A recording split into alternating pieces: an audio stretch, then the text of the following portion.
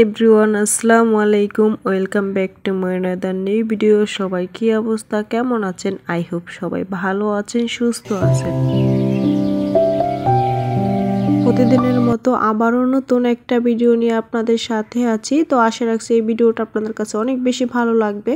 আজকের ভিডিওটা রাতের থেকেই শুরু করেছি। তো রাতের বেলা কিছু গেস্ট আসছিল। তো গেস্ট বলতে আমার খালাতো ভাই দুইটা আর আমার খালা এখনো আসেনি। খালাতো ভাই দুইজন আসছে। তো ওনাদেরকে রাত্রে খাবার দিছি, ওনারা খেয়ে নিয়েছে। তারপরে আর কোনো ক্যামেরা অন করেনি, একবারে সকালে। তো সকালে আজকে মজাদার খিচুড়ি রান্না করছি, লিকুইড খিচুড়ি। তো এই খিচুড়িটা গরুর মাংস দিয়ে রান্না করছি। খিচুড়িটা আমরা সবাই পছন্দ করি আর অনেক মজা করে খেয়ে থাকি। তো খিচুড়িটা সকাল সকালে রান্না করছি।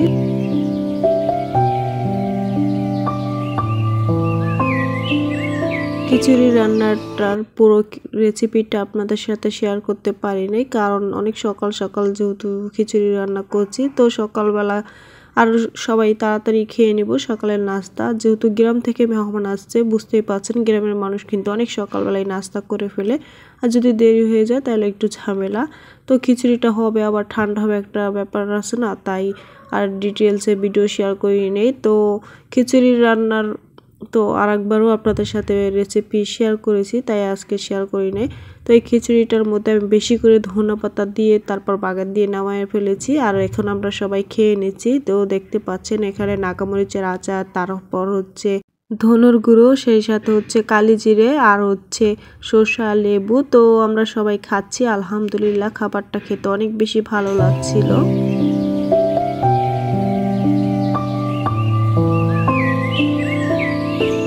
আজকে সকালে অনেক মজার খাবার খেয়ে সকালের নাস্তা শেষ করে তারপরে রান্নার জন্য চলে আসলাম। তো রান্না করার জন্য মোটামুটিভাবে প্রিপারেশন নিয়েছি। আজকে কাঁচকলা দিয়ে ইলিশ মাছ রান্না করব। তারপর এটা পালং শাক আর চিংড়ি মাছ দিয়ে সবজি, তারপর ডিম ভুনা করব।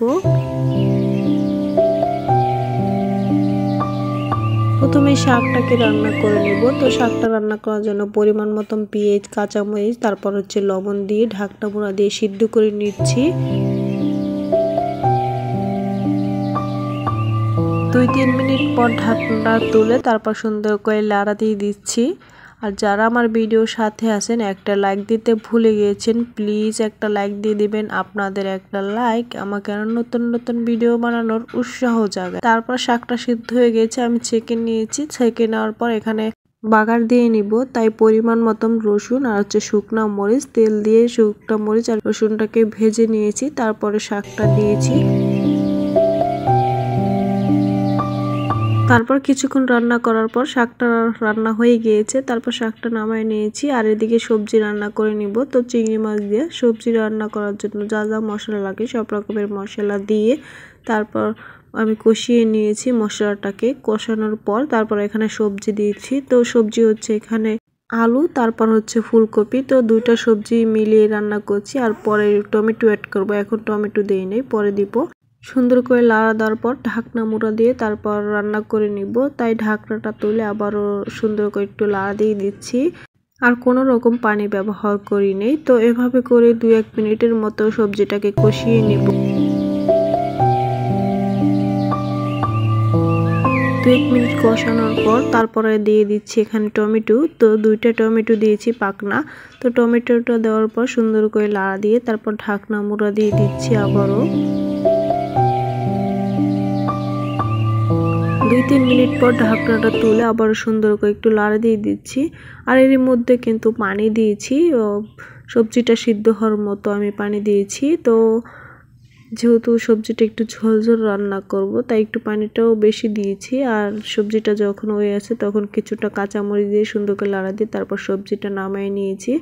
আর এদিকে আজকে ইলিশ মাছ রান্না করব। ইলিশ মাছটাকে আজকে জাল দিয়ে তারপর রান্না করব। তো এভাবে করে জাল দিয়ে যদি ইলিশ মাছ রান্না করা হয় খেতে অনেক বেশি ভালো লাগে। আর ইলিশ মাছটার মধ্যে জাস্ট একটু লবণ আর সামান্য পরিমাণ হলুদের গুঁড়ো দিয়ে জাল দিয়ে নিয়েছি। তারপরে মাছটা রান্না করার জন্য এখানে যা যা মশলা লাগে সব রকমের মশলা দিয়ে সুন্দর করে মশলাটাকে কষিয়ে নিয়েছি। তারপরে দিয়ে দিচ্ছি এখানে কাঁচকলা। তো কাঁচকলাটা দিয়ে সুন্দর করে লাড়া দিয়ে তারপর কষিয়ে নিব। আর যারা আমার চ্যানেলে আজ নতুন ভিজিট করেছেন তাদের কাছে যদি আমার ভিডিও কোনো অংশে ভালো লাগে থাকে চাইলে আমার চ্যানেলটা সাবস্ক্রাইব করে আমার পাশে থেকে যেতে পারেন। তারপরে দেখতে পাচ্ছেন অফ ক্যামেরায় আমি কিন্তু ইলিশ মাছটাকে রান্না করে নিচ্ছি। তো এখানে বেশি করে একটু ধনেপাতা দিয়ে তারপর নামিয়ে নিয়েছি তরকারিটা।